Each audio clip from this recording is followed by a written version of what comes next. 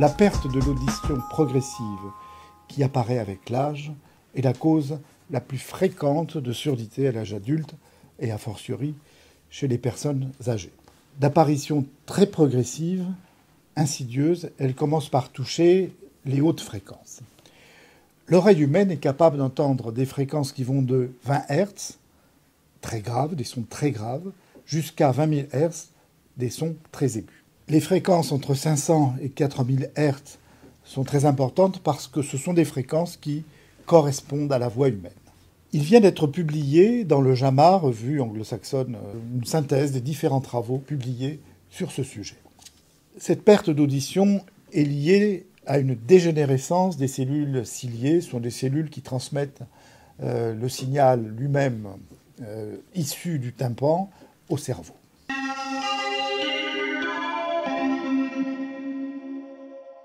Le diagnostic repose sur l'audiométrie. Qu'est-ce que l'audiométrie? L'on fait écouter des sons purs alternativement dans une oreille puis dans l'autre, d'une fréquence qui va de 250 à 8000 Hz et à des niveaux d'intensité évidemment différents. Une surdité moyenne se définit par l'incapacité à entendre des sons en dessous de 25 décibels.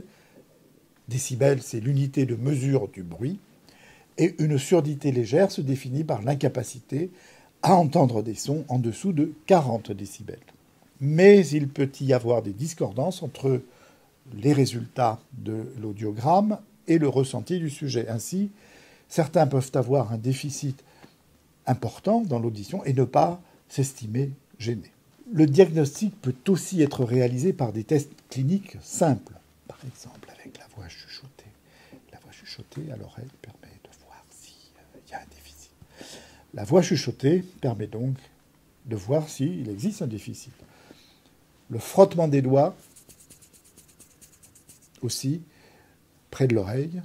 Et puis, le bruit d'une montre que l'on approche de l'oreille permet de déterminer s'il y a ou non un trouble de l'audition. Mais avec l'Apple Watch, ça ne fonctionne pas. La fréquence, si j'ose dire, de la perte d'audition est de l'ordre de 14% entre l'âge de 20 et 65 ans, puis elle augmente, elle est de l'ordre de 40% entre l'âge de 60 et 70 ans.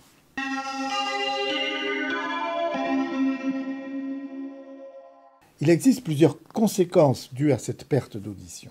La plus commune, c'est l'isolement social pour des raisons évidentes. Mais une autre qui est moins connue, c'est le risque plus élevé de chute.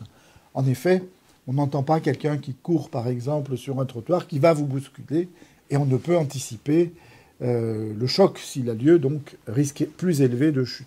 Il existe aussi, à cause de ces troubles, une prédisposition à la dépression, ainsi qu'une fréquence plus élevée de troubles cognitifs et de troubles de la mémoire.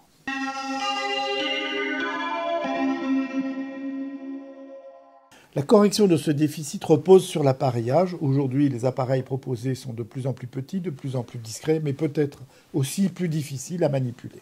Parmi ceux qui pouvaient bénéficier d'un appareillage, eh bien, 1 an après le diagnostic, seuls 10% sont appareillés.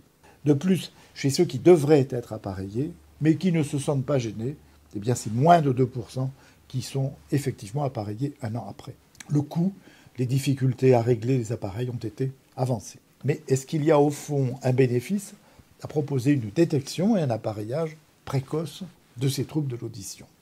Curieusement, les différentes études ne sont pas unanimes sur ce bénéfice.